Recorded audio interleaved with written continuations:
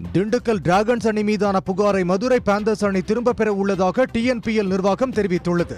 TNPL cricket தொடரில் கடந்த 14ஆம் தேதி சேலத்தில் நடைபெற்ற போட்டியில் அஸ்வின் தலைமையிலான திண்டுக்கல் டிராகன்ஸ் அணி ரசாயனம் தடவப்பட்ட துண்டுகளை பயன்படுத்தி பந்தை சேதப்படுத்தியதாக மதுரை பேந்தர்ஸ் அணி தமிழ்நாடு கிரிக்கெட் சங்கத்திடம் புகார் அளித்தது. இந்நிலையில் டிஎன்பிஎல் போட்டிகளின் நலனை கருத்தில் கொண்டு உரிய ஆலோசனைக்கு பிறகு சேதம் தொடர்பான புகாரை திரும்ப பெற மதுரை அணி முடிவெடுத்துள்ளது. இதனால் அடுத்த கட்ட நடவடிக்கை மேற்கொள்ளப்படாது என தெரிவிக்கப்பட்டுள்ளது. டயாலிசிஸ் சிகிச்சை பெறும் நோயாளிகளுக்கு புரதச்சத்து அடங்கிய உணவு தொகுப்பு வழங்கும் திட்டத்தை சென்னை ராஜீவ்காந்தி அரசு மருத்துவமனையில் அமைச்சர் மா சுப்பிரமணியன் தொடங்கி வைத்தார். இந்நிகழ்ச்சிக்கு பின் செய்தியாளர்களிடம் பேசிய அவர், கடந்த 4 ஆண்டுகளில் 302 புதிய டயாலிசிஸ் இயந்திரங்கள் பயன்பாட்டுக்கு வந்துள்ளதாகவும், தமிழ்நாடு முழுவதும் இன்னும் 1 வார காலத்தில் டயாலிசிஸ் நோயாளிகளுக்கு புரதச்சத்து உணவு வழங்கும் திட்டம் அனைத்து மருத்துவமனைகளுக்கும் விரிவாக்கம் செய்யப்பட உள்ளதாகவும் கூறினார். காப்பீட்டு திட்டத்தில் இணைக்கப்பட்டு இலவசமாக வழங்கப்பட்டு வருகிறது. அந்த வகையில் தமிழ்நாடு முழுவதிலும் 9180 பேர் இன்றைக்கு டயாலிசிஸ் செய்து வருகிறார்கள். வாரத்திற்கு 2 முறை 3 முறை என்று டயாலிசிஸ் செய்யப்பட்டு வருகிறது.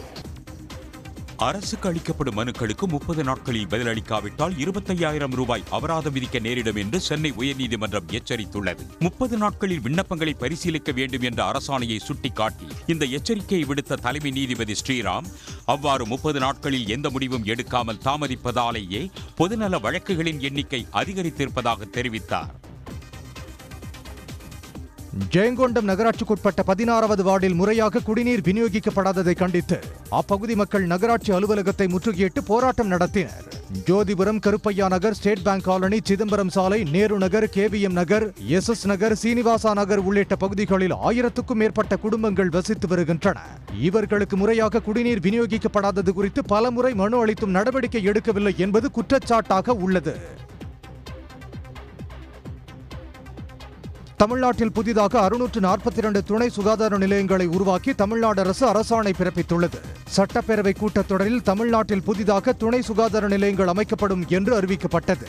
இதை செயல்படுத்தும் விதமாக 10,000 மக்கள் தொகைக்கு அதிகமாக உள்ள தொகுதிகளில் 642 துணை சுகாதார நிலையங்களை உருவாக்கி தமிழ்நாடு அரசு அரசாணை வெளியிட்டுள்ளது. இதன்படி மக்கள் தொகைக்கு ஏற்ப கிராமப்புறங்களில் 617 சுகாதார நிலையங்களும், நகர்ப்புறங்களில் 25 துணை சுகாதார நிலையங்களும் உருவாக்கப்பட்டுள்ளன. தொடக்க நிலை சுகாதார வசதிகள் உடனடியாக கிடைக்கும் வகையில் இந்த புதிய துணை சுகாதார நிலையங்கள் அமைக்கப்பட்டுள்ளன. பெண்கள் அதிகம் படித்த ஒரே மாநிலம் தமிழ்நாடு என்பதால் தான் ஒன்றிய அரசு பாராட்டுகிறது என்று பள்ளிக்கல்வித்துறை அமைச்சர் அன்பில் மகேஷ் தெரிவித்துள்ளார். சென்னை காசிமேடு சூரியநாராயண சாலை கடற்படை அலுவலகம் அருகே கட்டப்பட்ட பெண்கள் பிரிவு மேல்நிலைப் பள்ளியை திறந்து வைத்த பிறகு பேசிய அவர், பெண்கள் கல்வி கற்பதன் அவசியம் குறித்து விளக்கினார். கூகுள் ஆப் போது சார், எங்களுக்கு எந்த நாட்டுக்கு போனாலும் அந்த நாட்டை சார்ந்த என்ன பேசினாங்க அடிச்சோன்னா எங்களுக்கு அது சொல்லி தர போகுது.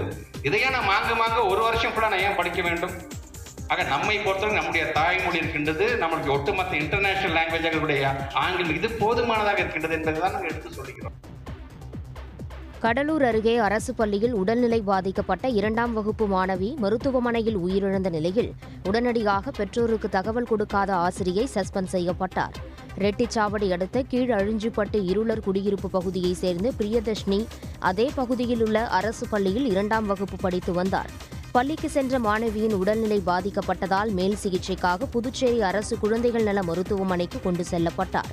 ஆனால் அங்கு மாணவி சிகிச்சை பலனின்றி உயிரிழந்த நிலையில் உடனடியாக பெற்றோருக்கு தகவல் கொடுக்காத ஆசிரியை சஸ்பெண்ட் செய்யப்பட்டார். மற்றொரு ஆசிரியை பணியிட மாற்றம் செய்யப்பட்டார். மாணவி இறப்பு குறித்து விசாரணை நடைபெற்று வருகிறது.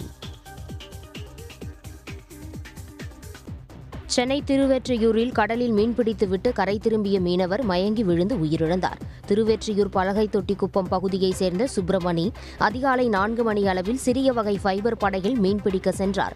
கடலில் மீன்பிடித்துவிட்டு கரை திரும்பிய போது அலை சீற்றத்தால் படகு கவிழ்ந்தது.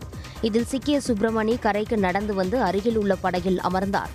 அப்போது மயக்கமாக இருப்பதாக கூறி அவரை உறவினர்கள் மருத்துவமனைக்கு அழைத்து செல்லும் வழியில் உயிரிழந்தார். மீனவரின் இறப்புக்கான காரணம் குறித்து போலீசார் விசாரணை நடத்தி வருகின்றனர். வாட்ஸ்அப் குரூப்பில் சாதி அடிப்படையில் அவமதித்த நபர்கள் மீது SC/ST வன்கொடுமை தடுப்பு சட்டத்தில் சென்னை மத்திய குற்றப்பிரிவு வழக்கு பதிவு செய்துள்ளது. அடுக்குமாடி குடியிருப்பின் சங்க நிதி மோசடி தொடர்பான புகார் அளித்தவர் பற்றி வாட்ஸ்அப் குரூப்பில் குடியிருப்பு உறுப்பினர்கள் அவமதித்ததாகவும், இது தொடர்பாக நொளம்பூரை சேர்ந்த வானமாமலை என்பவர் கொடுத்த புகாரில் காவல்துறையில் புகார் அளித்தும் நடவடிக்கை எடுக்கவில்லை என உயர்நீதிமன்றத்தில் வழக்கு தொடுக்கப்பட்டது. இந்த வழக்கில் சென்னை காவல் ஆணையர் ஆஜராக வேண்டுமென நீதிபதி வேல்முருகன் உத்தரவிட்டார். இந்நிலையில் சாதி அடிப்படையில் அவமதித்த நபர்கள் மீது SC/ST வன்கொடுமை தடுப்பு சட்டத்தில் வழக்கு பதிவு செய்யப்பட்டுள்ளது. செங்கோட்டை நகராட்சி கூட்டத்தில் பங்கேற்காமல் வந்த பாரதிய ஜனதா கட்சியின் 14வது வார்டு உறுப்பினர் பொன்னுலிங்கம் பதவி இழந்ததாக அறிவிக்கப்பட்டுள்ளது. வெளிநாட்டில் பணிபுரிந்து வரும் இவர் தொடர்ந்து 3 கூட்டங்களில் பங்கேற்கவில்லை. இதன் காரணமாக நகராட்சி உறுப்பினர் பதவி இழந்ததாக நகராட்சி ஆணையர் அறிவிப்பு வெளியிட்டுள்ளார். மோசடி புகாரில் முன்னாள் அமைச்சர் சண்முகநாதனின் மகன் ராஜா அதிமுகவிலிருந்து நீக்கப்பட்டுள்ளார்.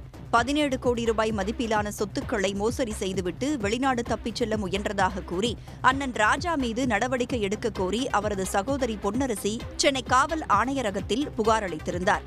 அதன் அடிப்படையில் ராஜா சென்னை விமான நிலையத்தில் கைது செய்யப்பட்டார். இதனைத் தொடர்ந்து கட்சிக்கு களங்கம் விளைவித்த புகாரில் தூத்துக்குடி 59வது வார்டு கவுன்சிலரான ராஜா அடிப்படை உறுப்பினர் உள்பட அனைத்து பொறுப்புகளிலிருந்தும் நீக்கப்பட்டுள்ளதாக அதிமுக பொதுச் செயலாளர் எடப்பாடி பழனிசாமி அறிவித்துள்ளார். ஈரோடு அருகே ரசாயன கழிவுகளை ஓடையில் வெளியேற்றிய தொழிற்சாலையின் மின் இணைப்பை துண்டித்து மாசு கட்டுப்பாட்டு வாரிய அதிகாரிகள் நடவடிக்கை எடுத்துள்ளனர். ஈரோடு அருகே மொக்கையம்பாளையத்தில் பல தொழிற்சாலைகளுக்கு ரசாயனங்களை தயாரித்து விநியோகம் செய்யும் ரசாயன நிறுவனம் இயங்கி வந்தது.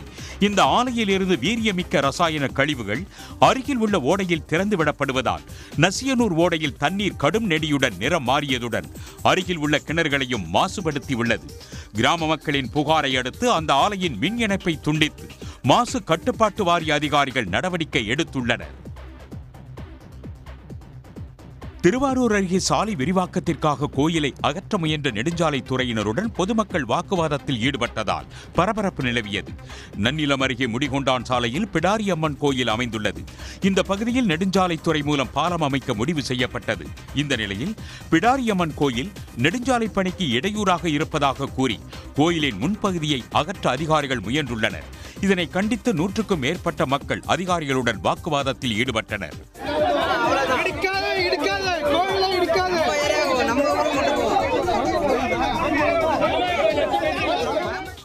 இதனையடுத்து அப்பகுதி மக்களுடன் நடத்திய பேச்சுவார்த்தைக்கு பிறகு போராட்டம் ஒத்திவைக்கப்பட்டது. தஞ்சாவூரில் தலைக்கவசம் அணிந்து வந்த இருசக்கர வாகன ஓட்டிகளுக்கு போக்குவரத்து காவல்துறை சார்பில் தலா 2 கிலோ மாங்காய் வழங்கப்பட்டது. சாலைகளில் விபத்துகளால் ஏற்படும் உயிரிழப்புகளை குறைக்க போக்குவரத்து போலீசார் பல்வேறு விழிப்புணர்வுகளை ஏற்படுத்தி வருகின்றனர். அதன்படி தஞ்சாவூரில் பழைய பேருந்து நிலையம் அருகே மணிக்கூண்டு பகுதியில் தலைக்கவசம் அணிந்து வந்த வாகன ஓட்டிகளுக்கு போக்குவரத்து போலீசார் சார்பில் 2 கிலோ மாங்காய் வழங்கப்பட்டது. போதிய விலை கிடைக்காமல் தவிக்கும் மா விவசாயிகளுக்கும் இது உதவும் என மக்கள் தெரிவித்துள்ளனர். போலீஸ் இப்போ நாங்கள் வரும்போது ஹெல்மெட் வியர் பண்ணியிருக்கிறத அப்ரிஷியேட் பண்ணி எங்களுக்கு மாங்காய் கொடுத்துருக்குறாங்க. இந்த மாங்காய் எதுக்கு அப்படின்னு பார்த்தீங்கன்னா, விவசாயிகள் மாங்காய் இந்த வருஷம் விளைச்சல் ஜாஸ்தியாக இருக்குது, விற்பனை இல்லை அப்படிங்கிறதுனால போலீஸ் வந்து மொத்தமாக கொள்முதல் பண்ணி எங்களை அப்ரிஷியேட் பண்ண மாதிரியும் இருக்குது, விவசாயிகளுக்கு கொஞ்சம் ஹெல்ப் பண்ண மாதிரியும் இருக்குது. கோவை வெள்ளியங்கிரி ஆண்டவர் கோயிலில் பக்தர்கள் இளைப்பாறும் மண்டபம் மற்றும் பொருட்கள் பாதுகாப்பு அறை திறக்கப்பட்டதற்கு பக்தர்கள் வரவேற்பு தெரிவித்துள்ளனர். 1,22,00,000 ரூபாய் மதிப்பில் கட்டப்பட்ட இந்த மண்டபத்தை முதலமைச்சர் மு.க. ஸ்டாலின் காணொலி காட்சி வாயிலாக திறந்து வைத்தார். அறநிலையத்துறையின் நடவடிக்கை மிகவும் பயனுள்ளதாக இருப்பதாக வெள்ளியங்கிரி கோயிலுக்கு வந்த பக்தர்கள் மகிழ்ச்சி தெரிவித்துள்ளனர். மலையில் பார்த்தீங்கன்னா இப்போ புதுசாக பக்தர்கள் தங்கறதுக்காக ஃபெசிலிட்டிஸ் எல்லாம் பண்ணி கொடுத்துருக்காங்க. அப்புறம் பொருளில் வைக்கிறதுக்கு லாக்கர் ஃபெசிலிட்டிஸ் எல்லாமே பண்ணி கொடுத்துருக்காங்க. ரொம்ப நல்லாயிருக்கு. இது வந்துட்டு ரொம்பவுமே வர வைக்கத்தக்கது. பக்தர்கள் நிறைய பேர் இங்கே வந்துட்டு போகிறாங்க. எல்லாருமே கொஞ்சம் ரெஸ்ட் எடுக்கிறதுக்கு ரொம்ப உதவியாக இருக்கும். திருச்சியில் சத்திரம் பேருந்து நிலையம் மற்றும் மத்திய பேருந்து நிலையத்தை இணைக்கும் முக்கிய வழித்தடத்தில் குண்டும் குழியுமாக காட்சி தரும் சாலைகளை சீரமைத்து தரக்கோரி பொதுமக்கள் சாலை மறியலில் ஈடுபட்டனர். நகரின் முக்கிய வழித்தடமாக இருப்பது பாலக்கரை மேலப்புதூர் சாலையாகும். திருச்சி சத்திரம் பேருந்து நிலையத்துக்கு செல்லும் இந்த சாலை மோசமாக சேதமடைந்து உள்ளதால் அடிக்கடி விபத்து நேரிடுவதாக மக்கள் கூறுகின்றனர். சாலையை சீரமைத்து தரக்கோரி மக்கள் சாலை மறியலில் ஈடுபட்டனர். நிகழ்விடத்திற்கு விரைந்த மாநகராட்சி அதிகாரிகள் அவர்களை சமரசம் செய்தபோது வாக்குவாதத்தில் ஈடுபட்டனர்.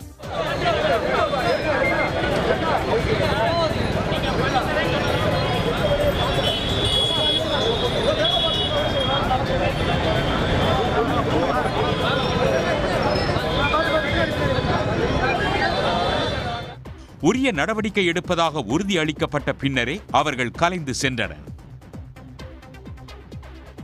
தேனி மாவட்டம் ஆண்டிபட்டி அருகே தாழ்வாக செல்லும் உயர் மின்னழுத்த கம்பிகளை புதிதாக மாற்ற விவசாயிகள் கோரிக்கை விடுத்துள்ளனர்.